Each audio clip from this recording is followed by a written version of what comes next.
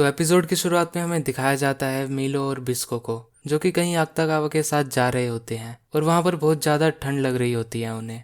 और तभी सामने उन्हें एक अजीब सा क्रिएचर दिखता है जो कि एक रैबिट जैसा होता है। बिस्को उसके अपने एरो से शूट करने वाला होता है, लेकिन मीलो कहता है कि इसे मुझ पर छोड़ दो और वो एक एरो शूट करता है, लेकिन वो एरो उस रैबिट को नहीं लगता और उसके पास में जाकर गिरता है। और फिर वो रैबिट वहां से भाग रहा होता है, लेकिन तभी एक वेब जैसी चीज उस एरो में से निकलती है और उस रैबिट को पकड़ लेती है। मीलो कहता है कि उसने ब्लास्टिंग मशरूम के साथ स्टील स्पाइडर का पॉइजन भी मिलाया था, जिसकी वजह से अगर एरो उसे मिस भी कर दे तो भी काम बन जाता है। और तभी उन्हें पास में एक चीज दिखती है और बिस्को उसे उठाता है और वो वही जेलीफिश वाली लड़की होती है। अगले सीन में वो तीनों एक इग्लू जैसी जगह के अंदर बैठे होते हैं। मीलो कहता है, तुम काफी खतरे में पड़ जाती अगर हम 10 मिनट और लेट होते, और हम जितनी तेज हो सके उतनी तेज ट्रैवल कर रहे हैं, लेकिन फिर भी तुम हमसे पहले इतनी आगे तक कैसे आ गई।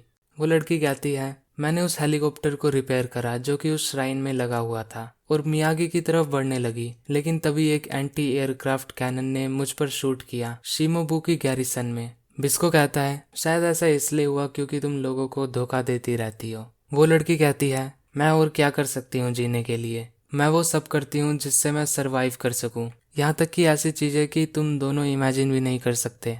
मैं ये सब अपनी इच्छा से नहीं करती, लेकिन अब मैं थक चुकी हूँ ऐसी बोरिंग जिंदगी जीकर, और अब ये काफी है। और फिर बिस्को एक जलती हुई चीज उसके माथे पर लगाता है और वो चिल्लाने लगती है और कहती है, अंधा है क्या?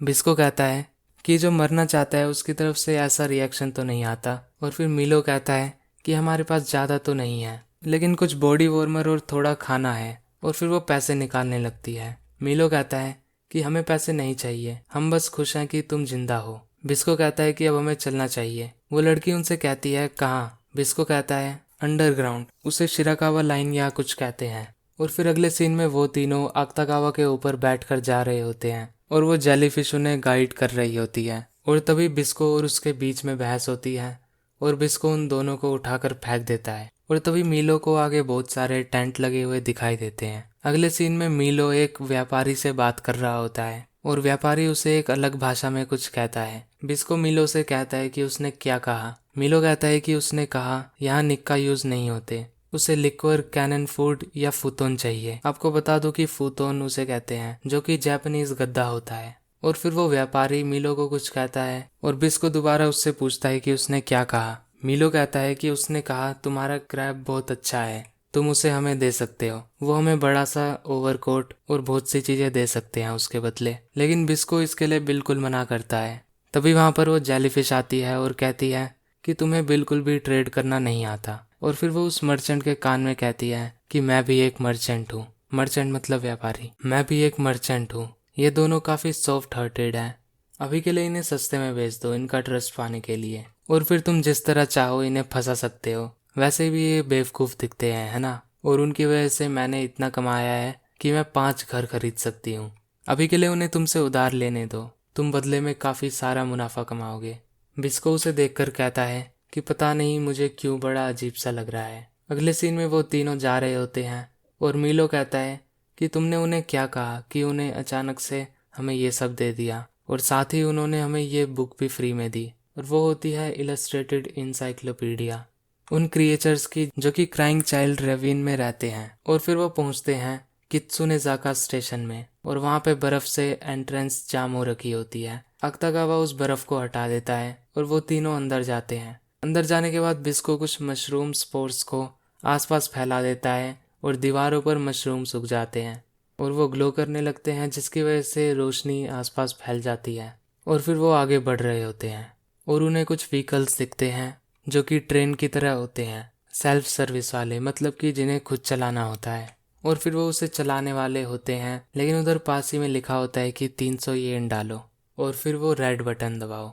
बिस्को कहता है, क्या येन? हमारे पास वो पुरानी करेंसी कैसे हो सकती है? और फिर वो जेलीफिश आती है और उस मशीन को खोलकर उसे एक तरह से हैक करने लगती है और उन्हें बताती है कि वो पहले एक मैकेनिक हुआ करती थी। और जब तक वो ठीक कर रही होती है तभी मीलो खाना बना रहा होता है और बिस्को और मीलो आपस में भी बात कर रहे होते हैं। इसी बीच मीलो बिस्को से कहता है कि जाबी तुम्हारे मास्टर है ना?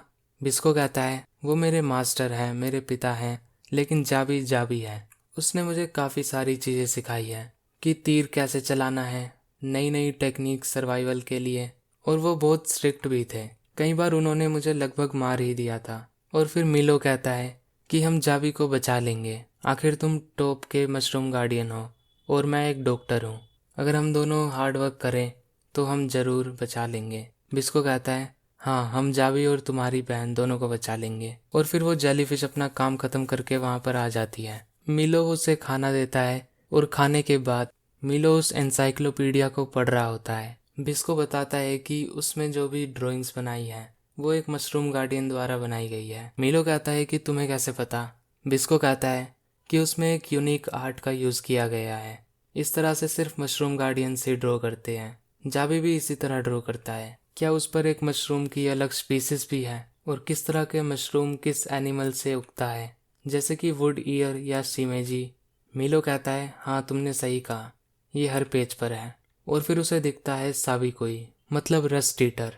और वो कहता है बिस्को, ये रहा पाइप स्नेक, जिसे चिकुआ बग भी कहते हैं, और ये उड़ सकता है। ये बड़े फूड को खाना पसंद करता है, जैसे कि हेलीकॉप्टर, फाइटर जेट्स। बिस्को कहता है जाबी ने मुझसे कहा था कि ये सभी क्रिएचर्स में सबसे बड़ा है। और फिर अगले सीन में मिलो और बिस्को बैठ जाते हैं ट्रेन में।